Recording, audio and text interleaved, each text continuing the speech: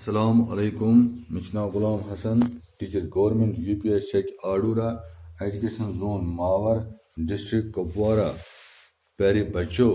7ویں جماعت اردو کتاب ہند سبق یمیک عنوان سری نگر سے کارگل تک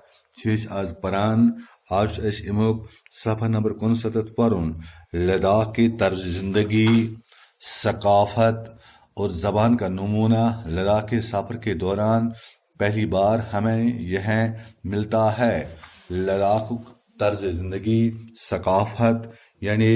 امیک ات انداز مز کت کران امیک انداز تم وقت سپدان یل لداخ سفر کران گوڑک پھر لگان پتہ کہ لداخ لوگ کت پٲٹھۍ زندگی گزاران اور کت پٲٹھۍ کران مٹائن کے بعد دراس آتا ہے مٹائن گام پتیمان دراس جو دنیا میں سائبیریا کے بعد دوسرا سرد ترین مقام ہے دنیا من سائبیریا سارے کھت سرد ترین جائے تم پتہ دویم نمبر ات جائے یہ دراس ونان ات درجہ حرارت واریاہ کم آسان دراس میں درجہ حرارت سردیوں کے موسم میں -45 ڈگری تک گر جاتا ہے دراس من درجہ حرارت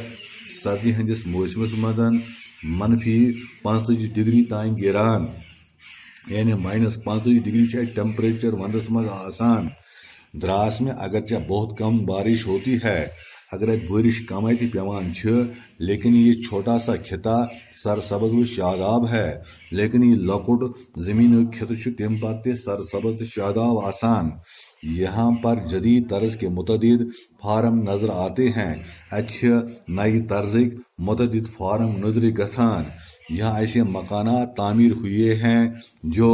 شمسی توانائی سے گرم رہتے ہیں یعنی کہ ات مکان آمت تعمیر کرنے یم شمسی توانائی ستن گرم سپدان یعنی کہ آفتاب کی گرمی ستن تم گرم سپدان دراس میں گزرنے کے بعد ننگی پہاڑوں کا ایک لمبا سلسلہ شروع ہوتا ہے یل دراس نیران اخ زیوٹ پہاڑی سلسل نظر گسان یم پہ ننگ پہاڑ ان پہ کان کل تہ شہرا دریائی دراس کے کنارے کنارے ہوتی ہوئی دپان اس قومی وت نیشنل ہائی وے یہ دراس دریا تمہ بٹھ یل پکان گاڑی اور یہ وت دریا بٹھس اند آمت بنانے نیشنل ہائی وے اس کرگل گسان کھربو نام کے گاؤں سے گزرتی ہے کھربو اکس گامس ناو تمی گام من یہ سڑک گزران دور چوٹیوں پر جب غروب ہوتے سورج کی کرنیں پڑتی ہیں یعنی کہ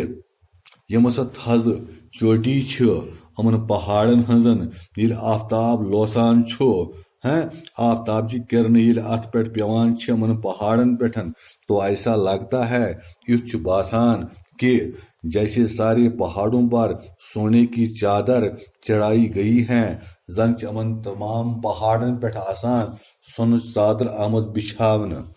ایسے ہی حیرت انگیز قدرتی نظارے دیکھتے ہوئے ہم شام کے وقت کارگل پہنچتے ہیں یعنی کہ اتھی حیرت انگیز قدرتی نظارہ وچھت واتان اس شامس کت کارگل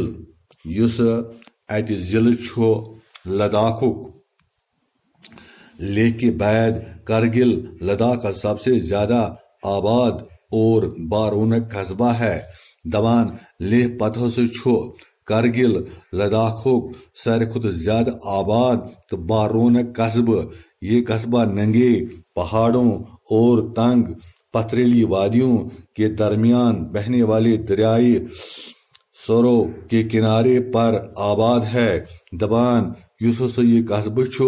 یہ ننگ پہاڑ ات اند پک بیچ تنگ پتھریلی وادی تمن درمیان یہ قصبہ واقع یہ کارگل ضلع واقع دپان وادیوں کے درمیان بہنے والے دریا سرو کے کنارے پر آباد ہے اور یہ دریائے سورو ام کارگل مز وسان ام کس بٹھس پہ یہ کارگل ضلع آباد اسی لیے اسے سورو ویلی بھی کہا جاتا ہے۔ توش ونا ات سورو ویلی تھی۔ کارگل کی اونچائی سطح سمندر سے تقریباً 2750 میٹر ہے۔ کارگل اس اونچائی سطح سمندر پہ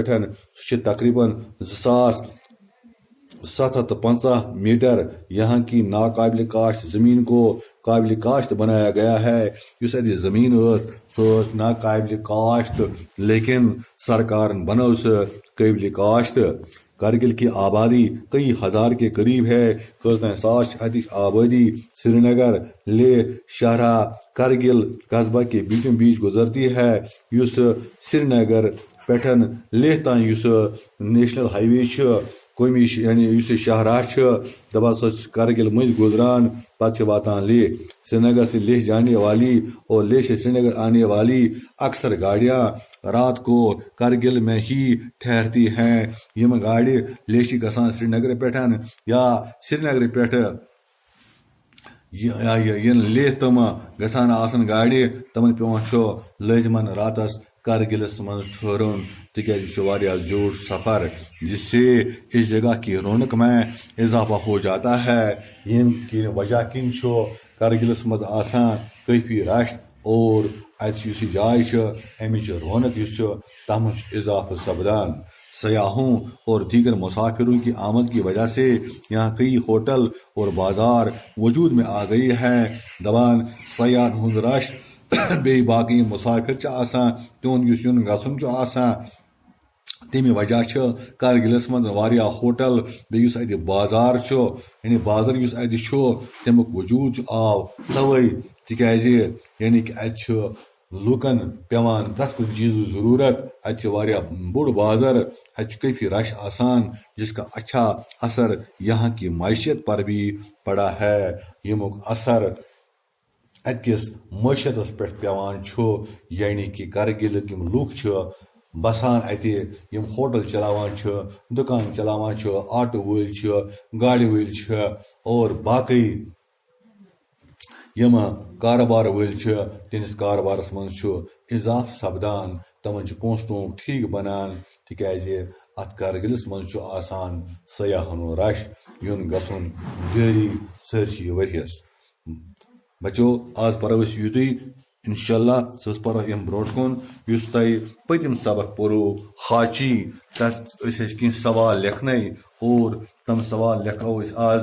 سوال